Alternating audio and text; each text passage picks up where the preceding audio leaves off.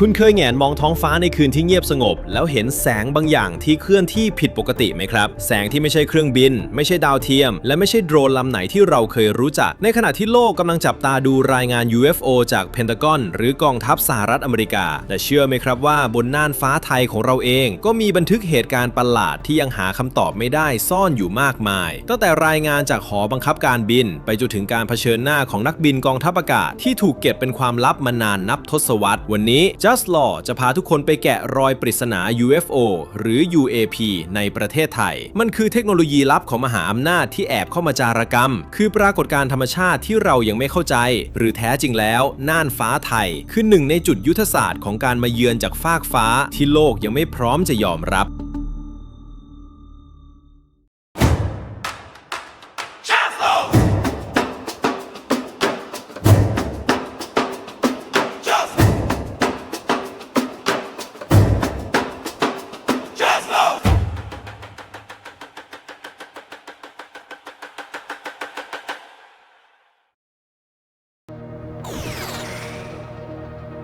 ก่อนที่เราจะเจาะลึกไปที่เหตุการณ์ในไทยเราต้องทำความเข้าใจคำศัพท์ที่กำลังเปลี่ยนโลกใบนี้ก่อนครับนั่นคือคำว่า UAP ในอดีตเราอาจคุ้นเคยกับคำว่า UFO Unidentified Flying Object ซึ่งมักถูกเชื่อมโยงกับจานบินในนิยายวิทยาศาสตร์แต่ปัจจุบันหน่วยงานความมั่นคงระดับสากลและ NASA ได้เปลี่ยนมาใช้คำว่า UAP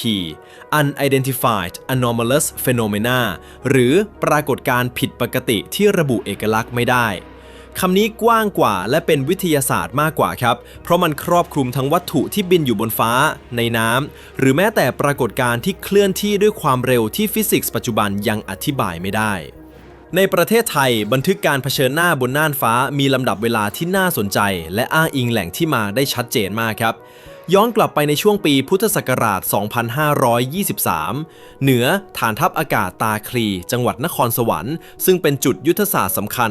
มีรายงานการตรวจพบสัญญาณเรดาร์ประหลาดที่เคลื่อนที่ด้วยความเร็วเหนือเสียงแต่กลับไม่มีเสียงเครื่องยนต์หรือโซนิกบูมแม้แต่นิดเดียว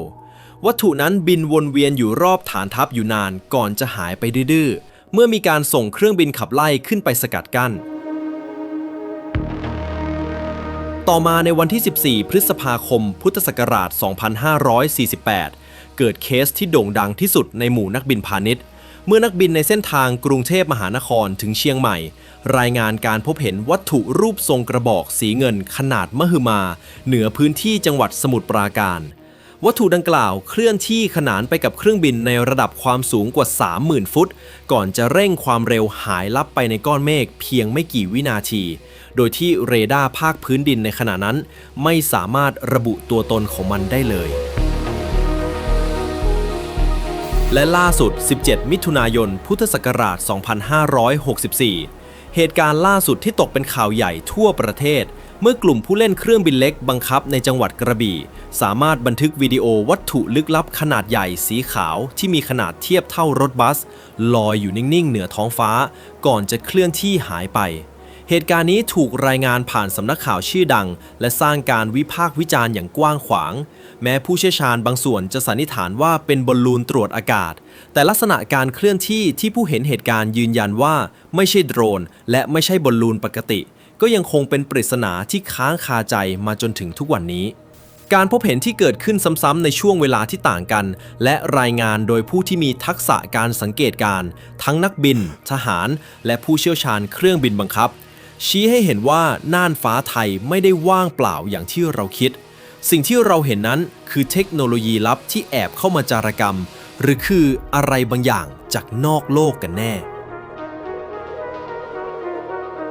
จากเหตุการณ์ที่กระบี่ไปจนถึงฐานทัพอากาศตาคลีหากเรานำข้อมูลมาพลอตลงบนแผนที่พิกัดการพบเห็นในไทยเราจะพบรูปแบบที่น่าสนใจอย่างหนึ่งครับนั่นคือ UAP เหล่านี้มักจะปรากฏตัวเหนือพื้นที่ที่มีนัยยะสำคัญทางยุทธศาสตร์ทำไมพิกัดอย่างแนวนกาญจนบุรีเทือกเขาตะนาวศรีหรือพื้นที่รอยต่อภาคตะวันออกเฉียงเหนือถึงมีรายงานการพบเห็นบ่อยครั้งนักวิเคราะห์ด้านความมั่นคงตั้งข้อสังเกตว่าพื้นที่เหล่านี้ไม่ใช่แค่ป่าลึกแต่มันคือจุด บอดของเรดาร์หรือพื้นที่ที่มีการติดตั้งสถานีรับส่งสัญญาณทหารที่สำคัญบ่อยครั้งที่วัตถุลึกลับเหล่านี้ถูกพบเห็นเหนืออ่างเก็บน้ำขนาดใหญ่เช่นเขื่อนศรีนครินทร์ซึ่งในทางทฤษฎีการจารกรรมทางทหารพื้นที่ที่มีมวลน้ำมหาศาลมักถูกใช้เป็นจุดสะท้อนสัญญาณหรือพื้นที่พรางตัว Radar Masking ของอากาศยานไร้คนขับระดับสูงสิ่งที่น่าทึ่งกว่านั้นคือข้อมูลจากรายงานสถิติการบินมักระบุตรงกันว่าวัตถุเหล่านี้มักแสดงพฤติกรรมที่เรียกว่า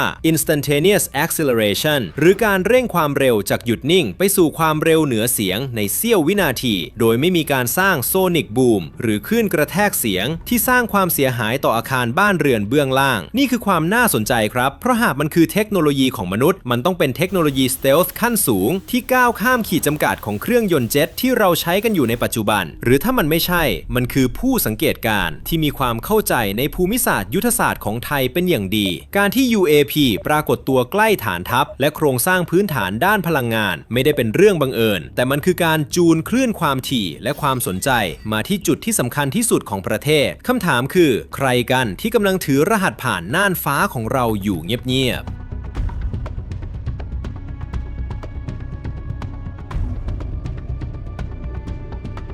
คำถามที่สำคัญที่สุดหลังจากดูหลักฐานทั้งหมดคือใครอยู่หลังพวงมาลัยของวัตถุเหล่านั้นในโลกของจารกรรมสมัยใหม่น่านฟ้าไทยไม่ได้เป็นแค่พื้นที่ทางผ่านแต่มันคือสนามทดสอบที่สมบูรณ์แบบครับมหาอำนาจอย่างสหรัฐอเมริกาและจีนต่างกำลังแข่งขันกันพัฒนาสิ่งที่เรียกว่า HGV Hypersonic Glide Vehicle หรือยานร่อนความเร็วเหนือเสียงซึ่งมีลักษณะการเคลื่อนที่คล้ายกับ UAP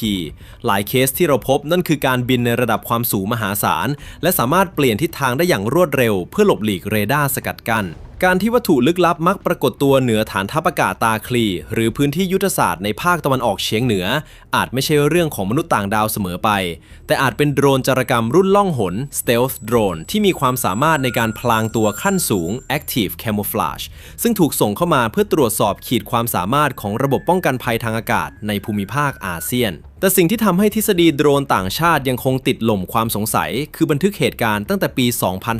2523 ครับในยุคนั้นเทคโนโลยีของมนุษย์ยังไม่สามารถสร้างเครื่องยนต์ที่ไม่มีแรงขับพ่น propulsion หรือเครื่องยนต์ที่เคลื่อนที่โดยไม่มีการเสียดทานกับอากาศจนเกิดเสียงได้หรือว่าเรากำลังเห็นการแข่งขันที่ล้ำหน้าไปกว่านั้นทฤษฎีหนึ่งที่น่าสนใจคือเทคโนโลยีพันธุกรรมย้อนกลับ reverse engineering ที่เชื่อกันว่ามหาอำนาจอาจกำลังพยายามลอกเลียนแบบอากาศยานที่ไม่ใช่ของมนุษย์เพื่อชิงความได้เปรียบทางทหารหากไทยเป็นจุดยุทธศาสตร์ที่มหาอำนาจใช้ลักลอบนำอากาศยานเหล่านี้มาบินทดสอบนั่นหมายความว่าน่านฟ้าไทยในตอนนี้กำลังเป็นสมรภูมิเงียบที่คนเบื้องล่างอย่างเรา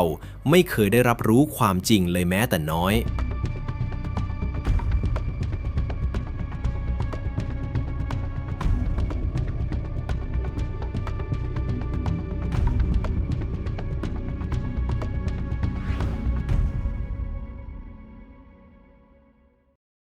ไม่ว่าคำตอบจะเป็นเรื่องของมนุษย์ต่างดาวหรือเทคโนโลยีลับสุดยอดของมหาอำนาจสิ่งหนึ่งที่เราปฏิเสธไม่ได้คือความผิดปกติบนน่านฟ้าไทยมีอยู่จริงและมันถูกบันทึกไว้ด้วยเครื่องมือทางวิทยาศาสตร์และสายตาของผู้เชี่ยวชาญมานานกว่า40 ปีในวันที่โลกเริ่มเปิดข้อมูล UAP มากขึ้นเรื่อยๆถึงเวลาแล้วหรือยังที่หน่วยงานในไทยจะนำบันทึกเหล่านี้มาปัดฝุ่นและวิเคราะห์อย่างจริงจังท้องฟ้าที่คุณมองเห็นทุกคืนอาจไม่ได้มีแค่เมฆและดวงดาวแต่มันอาจซ่อนความลับที่เปลี่ยนประวัติศาสตร์มนุษยชาติเอาไว้แล้วคุณล่ะครับหลังจากเห็นความเชื่อมโยงของปีพิกัดและเทคโนโลยีมหาอำนาจเหล่านี้คุณคิดว่าสิ่งที่เราพบเห็นในไทยคือโดรนจารกรรมล้ำยุคหรือคือผู้มาเยือนจากที่ห่างไกลคอมเมนต์บอก Just Law ด้านล่างได้เลยนะครับถ้าคุณชอบเจาะลึกความลับแบบสืบสวนเชิงลึกแบบนี้อย่าลืมกด subscribe และแชร์คลิปนี้ไปให้ถึงคนที่ยังคิดว่า UFO เป็นเรื่องเพ้อฝันแล้วเจอกันใหม่ในพิกัดถัดไปสำหรับวันนี้สวัสดีครับ